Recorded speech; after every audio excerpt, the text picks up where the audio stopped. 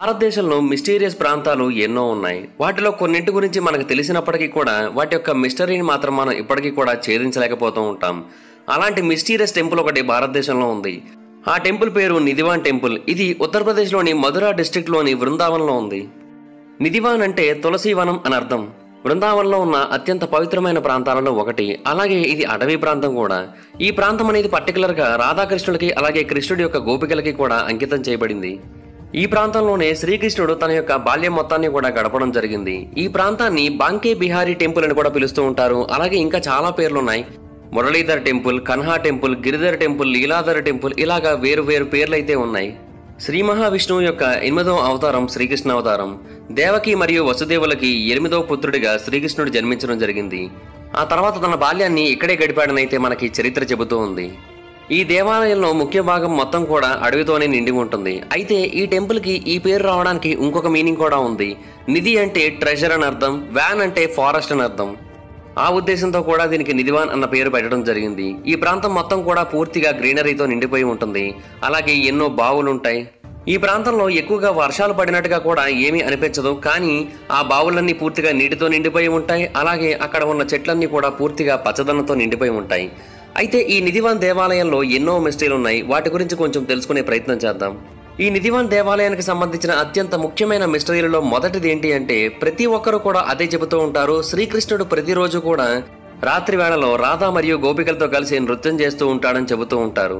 దేవాలయంలో కృష్ణుడు మరియు రాధ యొక్క విగ్రహాలు చాలా అద్భుతంగా డెకరేట్ చేయబడుతూ ఉంటాయి ప్రతిరోజు. ఆ దేవాలయం చుట్టూరా కూడా మనకి చిన్న చిన్న చెట్లు కనిపిస్తూ ఉంటాయి. అవన్నీ ఇంకేంటో కాదు, తులసి చెట్లు.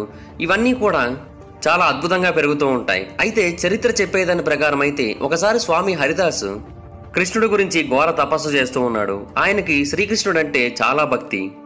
అయితే స్వామి హరిదాస్ గారి యొక్క భక్తిని చూసిన తర్వాత శ్రీకృష్ణుడు ఆయన ముందు ప్రత్యక్షం అవడం జరిగింది.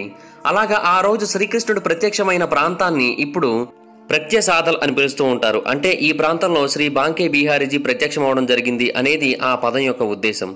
హాయ్ ఫ్రెండ్స్, మీరు ఎప్పుడైనా సరే 5,000 రూపాయల ప్రోడక్ట్ 250 రూపాయలకు రావడానికి గమనించారా? లేదు కదా. కానీ అమెజాన్, ఫ్లిప్కార్ట్ లాంటి కంపెనీస్ ఏం చేస్తూ ఉంటాయంటే కొన్ని గోల్డెన్ హవర్స్ టైంలో మెగా డీల్స్ ఇస్తూ ఉంటాయి. ఆ డీల్స్ టైంలో ఒక్కొక్క ప్రోడక్ట్ మీద 90% నుంచి 95% వరకు డిస్కౌంట్ అయితే ఉంటుంది. అయితే ఈ డీల్స్ కోసం మీరు కాన్స్టెంట్గా ఆ యాప్స్ చెక్ చేస్తూ ఉండలేరు కదా. కానీ మీకోసం నేను వాటన్నిటిని కూడా కాన్స్టెంట్గా చెక్ చేస్తూ ఉంటాను. అండ్ దాంట్లో ఎప్పుడు ఏ డీల్ పెట్టినా కూడా ఇమీడియట్గా మీకు ఆ ప్రోడక్ట్ని అయితే షేర్ చేస్తాను. మీరు ఇమీడియట్గా ప్రోడక్ట్ని పర్చేస్ చేయొచ్చు దాని నుంచే. అండ్ అంతేకాదు కొన్ని ఎక్స్ట్రాడినరీ ప్రొడక్ట్స్ ఉంటాయి, వాటిని మీరు బయట ఎక్కడ కూడా చూడరు. వాటి గురించి కూడా నేను మీకు షేర్ చేస్తాను. మీరు సింపుల్గా చేయాల్సింది ఒకటే, కింద డిస్క్రిప్షన్లో మన టెలిగ్రామ్ ఛానల్ లింక్, మన వాట్సాప్ ఛానల్ లింక్, మన ఇన్స్టా బ్రాడ్కాస్ట్ ఛానల్ లింక్ ఉంటాయి. వీటిలో మీరు ఏ యాప్ ఎక్కువగా వాడతారో ఆ యాప్కి సంబంధించిన లింక్ మీద క్లిక్ చేసి ఆ యాప్లో ఉన్న మన ఛానల్ని ఫాలో అవ్వండి. దాంట్లో రెగ్యులర్గా చాలా ప్రొడక్ట్స్ అయితే మీకు అప్డేట్ అవుతూ ఉంటాయి. అండ్ ఆ ప్రొడక్ట్స్లో మీకు ఏది నచ్చినట్టయితే దాన్ని మీరు కొనుగోలు చేయొచ్చు వెంటనే. సో డిస్క్రిప్షన్లో లింక్స్ ఉన్నాయి, వెంటనే ఫాలో అవ్వండి.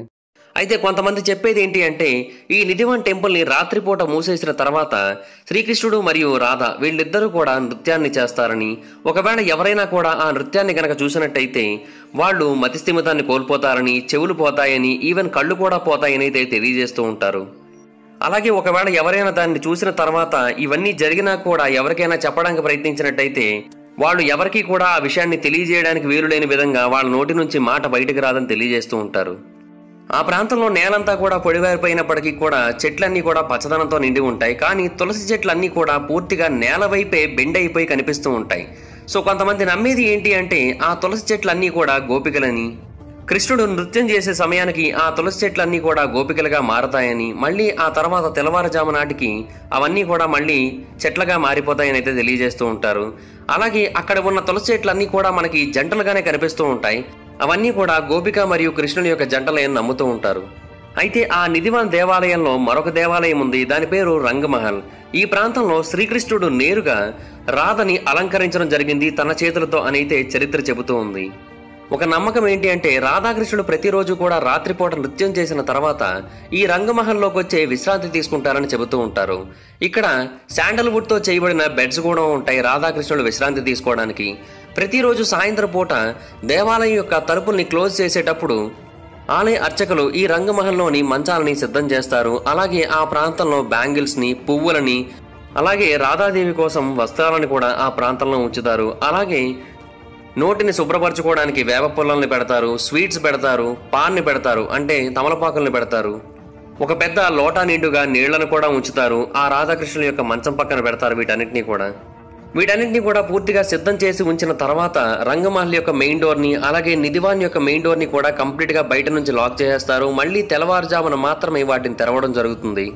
అయితే ప్రతిరోజు తెల్లవారుజామున లేచి చూసేసరికి వాళ్ళందరికీ కూడా ఆ మంచం మీద ఎవరో రాత్రంతా నిద్రపోయినట్టుగా అనిపిస్తూ ఉంటుంది. అలాగే అక్కడ ఉన్న స్వీట్స్ ని కావచ్చు, తమలపాకుల్ని కావచ్చు, ఎవరో కొంతవరకు తిన్నట్టుగా కూడా కనిపిస్తూ ఉంటుంది.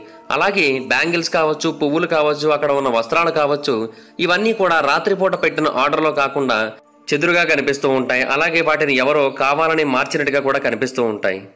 అందుకనే సూర్యాస్తమయం తర్వాత ఎవరిని కూడా ఈ దేవాలయంలోకి అడుగు పెట్టనివ్వరు. రాధాకృష్ణుడు ప్రతిరోజు కూడా రాత్రిపూట ఈ దేవాలయానికి విశ్రాంతి తీసుకోవడానికి వస్తారని నమ్ముతూ ఉంటారు. ఒకవేళ ఎవరైనా సరే ఆ దృశ్యాన్ని కనుక చూసినట్టయితే వాళ్ళు మరణించడమో, లేదంటే కళ్ళను కోల్పోవడమో, లేదంటే మెంటల్ బ్యాలెన్స్ ను కోల్పోవడమో జరుగుతుందని అయితే నమ్ముతూ ఉంటారు. అందుకని ఎవరు కూడా రాత్రిపూట అక్కడికి అడుగు పెట్టరు. అయితే ఈ నిధివాన్ చుట్టుపక్కల ప్రాంతాలలో కొన్ని ఇళ్లు నిర్మింపబడ్డాయి. వాళ్ళు కావాలి అనుకుంటే వాళ్ళ యొక్క ఇంటి పైభాగం నుంచో, వాళ్ళ ఇంటి కిటికీలలోంచో ఈ దేవాలయాన్ని రాత్రిపూట చూడొచ్చు. కానీ వాళ్ళెవ్వరూ కూడా అలా చూడడానికి ధైర్యం చెయ్యరు. చాలా మంది అక్కడ నివసిస్తున్న వాళ్ళందరూ కూడా వాళ్ళ యొక్క కిటికీలని పూర్తిగా ఇటుకలతో క్లోజ్ చేసేయడం జరిగింది. అండ్ ఎట్టి పరిస్థితుల్లోని కూడా వాళ్ళు విండోస్ ఓపెన్ చేసి ఉంచరు. సాయంత్రం అయిందంటే సాయంత్రం పూట హారతనిచ్చిన తర్వాత ఆఖరి గంట మోగుతుంది. ఆ సమయంలో అప్పటి వరకు తెరిచి ఉన్న విండోస్ అన్ని కూడా కంప్లీట్ గా క్లోజ్ అయిపోతూ ఉంటాయి. అండ్ చాలా మంది ఏమంటారంటే నిధివాన్ దేవాలయం నుంచి రాత్రిపూట వేరు రకాల శబ్దాలను విన్నామని, కొన్నిసార్లు గజ్జల శబ్దాలను కూడా విన్నామని అయితే తెలియజేస్తూ ఉంటారు. మరొక ఆశ్చర్యకరమైన విషయం ఏంటంటే సాయంత్రం పూట ఇచ్చే హారతి తర్వాత ఆ దేవాలయంలో ఉండే కోతులు కూడా ఆ ప్రాంతాన్ని వదిలేసి బయటకు వచ్చేస్తాయి. అలాగే ఇందాక చెప్పినట్టుగా ఈ దేవాలయానికి బాన్కే బిహారీ దేవాలయం అన్న పేరు కూడా ఉంది. దానికి కారణం ఏంటంటే స్వామి హరిదాస్కి శ్రీకృష్ణుడు ప్రత్యక్షమైనప్పుడు కేవలం కృష్ణుడిగా మాత్రమే ప్రత్యక్షం అవ్వలేదు. రాధా మరియు కృష్ణుడు ఇద్దరు కూడా కలిసిపోయి ఒకరిగా కనిపించడం జరిగింది. అలా కలిసిపోయి బాన్కే బిహారీగా కనిపించడం జరిగింది. అందుకనే ఈ దేవాలయానికి ఆ పేరైతే వచ్చింది. ఈ దేవాలయం అందరినీ ఆకర్షిస్తూ ఉంటుంది. అలాగే ఆ దేవాలయం చుట్టుపక్కల ప్రాంతాల్లో ఉన్న చెట్లు కూడా ఎంతో మందిని ఆకర్షిస్తూ ఉంటాయి. అయితే ఈ చెట్లకు ఉన్న మరొక ప్రత్యేకత ఏంటంటే సాధారణంగా ఎటువంటి చెట్ల మీదైనా కూడా మనం పక్షుల యొక్క గూళ్ళను చూస్తూ ఉంటాం. అలాగే ఎన్నో రకాల ఇన్సెక్ట్స్ వాలడాన్ని కూడా చూస్తూ ఉంటాం. కానీ ఈ చెట్లు మాత్రం అలా కాదు. ఈ చెట్ల మీద పక్షులు గూళ్ళు కానీ ఇన్సెక్ట్స్ కానీ ఏవి కూడా మనకు కనిపించవు. బహుశా ఆ పక్షులు కూడా ఈ చెట్లకు ఉన్న ప్రత్యేకత కారణంగా రాత్రైతే ఈ చెట్లు గోపికలుగా మారుతాయనే విషయాన్ని గమనించడం వలన అయి ఉండొచ్చు. ఈ చెట్ల మీద అయితే ఎక్కడా కూడా గూళ్ళు కట్టుకోలేదు. ఈ చెట్ల మీద ఎక్కడా కూడా నివసించవు. ప్రస్తుతం ఈ దేవాలయాన్ని ప్రపంచవ్యాప్తంగా ఎంతో మంది సందర్శిస్తూ ఉన్నారు. కానీ ఎవరు కూడా సాయంత్రం అయితే ఆ ప్రాంతంలో ఉండరు. అందరూ కూడా సాయంత్రం అయ్యాక ఆ దేవాలయాన్ని వదిలేసి బయటకు వచ్చేస్తారు. ఇప్పటికీ కూడా ఈ దేవాలయానికి సంబంధించిన కొన్ని మిస్టరీలు ఇంకా మిస్టరీలుగానే మిగిలిపోయాయి. ఎందుకని ఆ చెట్లన్నీ కూడా భూమి వైపుగానే చూస్తున్నట్టుగా కనిపిస్తూ ఉన్నాయి? ఎందుకని ఆ చెట్లన్నీ కూడా జంటలుగానే పెరుగుతూ వచ్చాయి? నిజంగానే అవి గోపిక మరియు కృష్ణులేనా? రాత్రిపూట ఆ బెడ్ని సర్దిన తర్వాత ఆ తర్వాత స్వీట్స్ని కానీ తమలపాకుల్ని కానీ మిగతా వాటన్నిటిని అక్కడ పెట్టిన తర్వాత తెల్లవారుజామున వచ్చి చూసేసరికి వాటిలో కొంత భాగం ఖాళీ అవుతున్నాయి. వాటిని ఎవరు ఆరగిస్తున్నారు? స్వయంగా శ్రీకృష్ణుడేనా? నిజంగానే ఈ ప్రాంతంలో శ్రీకృష్ణుడు రాధాదేవితో కలిసి విశ్రాంతి తీసుకుంటున్నాడా? ఇవన్నీ కూడా ఇప్పటికీ మిస్టరీలుగానే మిగిలిపోయాయి. ఎంతో మంది శాస్త్రవేత్తలు, ఎంతో మంది చరిత్రకారులు ఈ దేవాలయం యొక్క మిస్టరీ ఏంటో తెలుసుకుందామని ఈ ప్రాంతానికి వచ్చారు. కానీ వాళ్ళెవరూ కూడా ఈ ప్రాంతం గురించి ఏమాత్రం తెలుసుకోలేకపోయారు. చివరగా వాళ్ళందరూ ఈ ప్రాంతంలో నిజంగానే దేవుడు ఉన్నాడని చెప్పి ఈ ప్రాంతాన్ని వదిలి వెళ్ళిపోవడం జరిగింది. ఈ ప్రాంతంలో రాసలీలా స్థలి అనే ఒక ప్రాంతం ఉంటుంది. ఆ ప్రాంతంలోనే శ్రీకృష్ణుడు మరియు రాధా మరియు గోపికలు నృత్యం చేస్తారని నమ్ముతూ ఉంటారు. అలాగే ఆ ప్రాంతంలో లలితాకుండ్ అనే ఒక కొలను వంటిది కూడా ఉంది. దానిని నేరుగా శ్రీకృష్ణుడే నృత్యం చేసిన తర్వాత అలసిపోయిన గోపికలు దాహంగా ఉంది అంటే శ్రీకృష్ణుడు తన స్వహస్తాలతో ఈ ప్రాంతంలో దానిని ఏర్పాటు చేశాడనైతే చాలా మంది నమ్ముతూ ఉంటారు. దాని వెనక ఉన్న మిస్టరీ ఏంటి? అలాగే ఆ రాసలీల స్థలిలో కూడా రాత్రిపూట ఎవరో నృత్యం చేసినట్టుగా పాదగుర్తులైతే కనిపిస్తూ ఉంటాయి. వాటి వెనక ఉన్న రహస్యం ఏంటి? అలాగే అక్కడికి దగ్గరలోనే బన్సీచోర్ రాధా అనే ఒక దేవాలయం కూడా ఉంది. అక్కడే రాధా శ్రీకృష్ణుడి యొక్క మురళిని దొంగతనం చేసిందనైతే చరిత్ర మనకి చెబుతూ ఉంటుంది. మరి దానిలో ఉన్న నిజమెంత? ఇవన్నీ ఇప్పటికీ కూడా మిస్టరీలుగానే మిగిలిపోయాయి. కానీ చాలా మంది చరిత్రకారులు చెప్పేది ఏంటి అంటే చరిత్రలో ఉన్న కొన్ని గొప్ప గొప్ప విషయాలని మనం పట్టించుకోకపోతేనే మంచిది. కొన్ని ప్రశ్నలకి జవాబులు వెతక్కపోతేనే మంచిది. ఆ జవాబుల్ని వెతికే ప్రయత్నంలో కొన్నిసార్లు మన ప్రాణాలైపోవచ్చు. దానికంటే ఆ ప్రశ్నగా మిగిలిపోవడమే బెటర్ అని కూడా తెలియజేస్తున్నారు. అలా ఆ దేవాలయ రహస్యం ఇప్పటికీ కూడా రహస్యంగానే ఉండిపోయింది. నేను కూడా అదే అభిప్రాయపడుతున్నాను. కొన్ని ప్రశ్నల్ని ప్రశ్నలుగా వదిలేయడమే మంచిది. అలాగే ఆ ప్రాంతంలో శ్రీకృష్ణుడు స్వయంగా రాధాదేవితోని, గోపికలతో కలిసి నృత్యం చేస్తున్నాడని నేనైతే అభిప్రాయపడుతున్నాను. మరి మీ అభిప్రాయం ఏంటో కింద కామెంట్ సెక్షన్‌లో తెలియజేయండి. అలాగే ఈ వీడియో కనుక మీకు నచ్చినట్టయితే తప్పకుండా అందరూ లైక్ చేయండి. ఈ వీడియోని అందరికీ కూడా షేర్ చేయండి. ఇప్పటివరకు ఎవరైనా సరే మన ఛానల్‌ని సబ్స్క్రైబ్ చేసుకోకపోతే ఇప్పుడే సబ్స్క్రైబ్ చేసుకోండి. పక్కనే ఉన్న బెల్ ఐకాన్ క్లిక్ చేసి ఆల్‌లో పెట్టుకోండి. అప్పుడే నేను పెట్టే వీడియోస్ అన్నీ కూడా మిస్ అవ్వకుండా చూడొచ్చు. నోటిఫికేషన్స్ వస్తాయి మీకు. ఒకవేళ మీరు నన్ను డైరెక్ట్‌గా ఫాలో అవ్వాలనుకుంటే నా ఇన్‌స్టాగ్రామ్ ఐడీ లింక్ కింద డిస్క్రిప్షన్‌లో ఉంటుంది. దాని మీద క్లిక్ చేసి మీరు నన్ను ఫాలో అవ్వచ్చు. అలాగే ఏదైనా ఒక టాపిక్ గురించి వీడియో చేయమని అడగాలి అనుకుంటే కూడా మీరు నన్ను ఇన్‌స్టాగ్రామ్‌లో ఫాలో అయ్యి నాకు మెసేజ్ చేయొచ్చు. నేను దాని గురించి వీడియో చేయడానికి ట్రై చేస్తాను. Thank you guys. By by now. Hi friends, మీరు ఎప్పుడైనా సరే రూ. 5,000 ప్రోడక్ట్ రూ. 250కి రావడానికి గమనించారా? లేదు కదా. కానీ అమెజాన్, ఫ్లిప్కార్ట్ లాంటి కంపెనీస్ ఏం చేస్తూ ఉంటాయంటే కొన్ని గోల్డెన్ హవర్స్ టైంలో మెగా డీల్స్ ఇస్తూ ఉంటాయి. ఆ డీల్స్ టైంలో ఒక్కొక్క ప్రోడక్ట్ మీద 90% నుంచి 95% వరకు డిస్కౌంట్ అయితే ఉంటుంది. అయితే ఈ డీల్స్ కోసం మీరు కాన్స్టెంట్గా ఆ యాప్స్ చెక్ చేస్తూ ఉండలేరు కదా. కానీ మీకోసం నేను వాటన్నిటిని కూడా కాన్స్టెంట్గా చెక్ చేస్తూ ఉంటాను. అండ్ దాంట్లో ఎప్పుడు ఏ డీల్ పెట్టినా కూడా ఇమీడియట్‌గా మీకు ఆ ప్రోడక్ట్‌ని అయితే షేర్ చేస్తాను. మీరు ఇమీడియట్‌గా ఆ ప్రోడక్ట్‌ని పర్చేజ్ చేయొచ్చు దాని నుంచే. అండ్ అంతేకాదు కొన్ని ఎక్స్ట్రార్డినరీ ప్రొడక్ట్స్ ఉంటాయి. వాటిని మీరు బయట ఎక్కడ కూడా చూడరు.